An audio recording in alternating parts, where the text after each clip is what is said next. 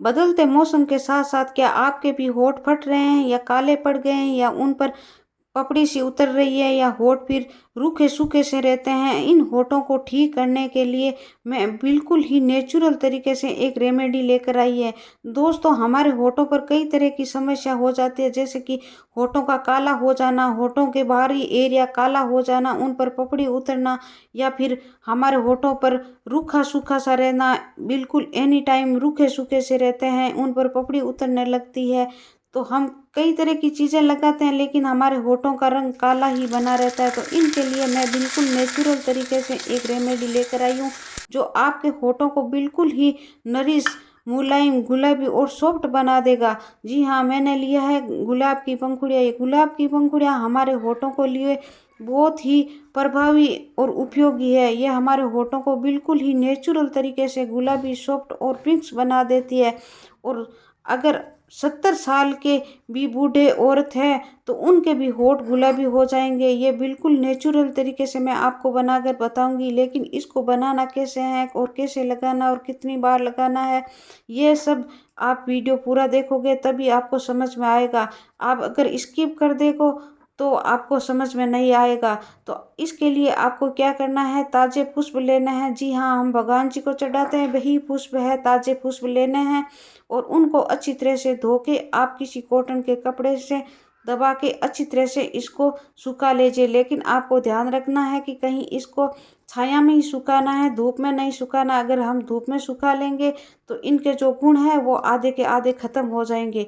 तो इस तरह से आपको थोड़े से 5-10 रुपये में गुलाब के पुष्प की पंखुड़ियाँ ये मिल जाएगी। ये गुलाब की पंखुड़ियाँ होती हैं ना, इनको हम नारियल के तेल में भी मिक्स करके अपने होठों पर अप्लाई कर सकते हैं तो होठों का रंग अच्छा हो जाता है। या दूध में भी पेस्ट बनाकर अपने चेहरे पर या होठों पर लगाते हैं तब भी ये अच्छा हो जाता है। और गुलाब की पंखुड़ी से हम गुलाब जल बना के घर पर लगाते हैं तो भी हमारा चेहरा बहुत अच्छा हो जाता है। तो इस तरह की रेमेडी अगर हम अपने घर पर बनाकर लगाएंगे तो हमारे चेहरों पर, हमारे होठों का रंग बहुत ही अच्छा हो जाएगा।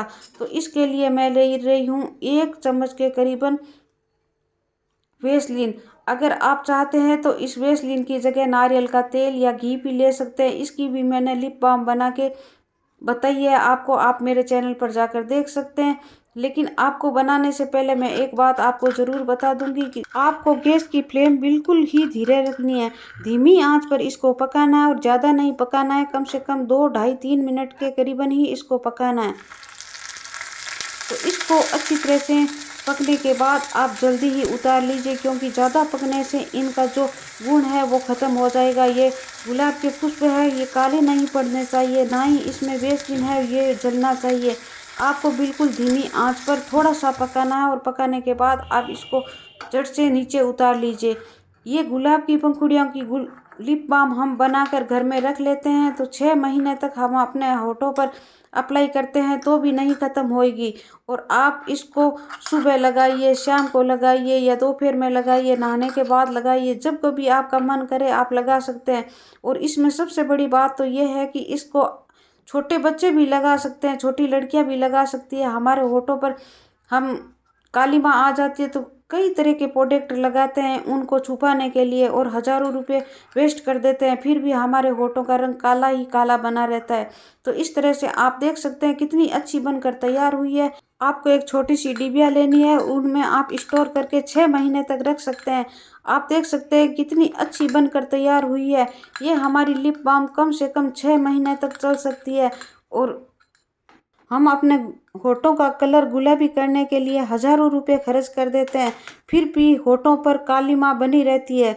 तो हमारे होठों को गुलाबी, पिंक्स, नरम, मुलायम बनाने के लिए ये लिप बाम बहुत ही उपयोगी और कारगर है। मैं आपको लगाकर बताती हूँ।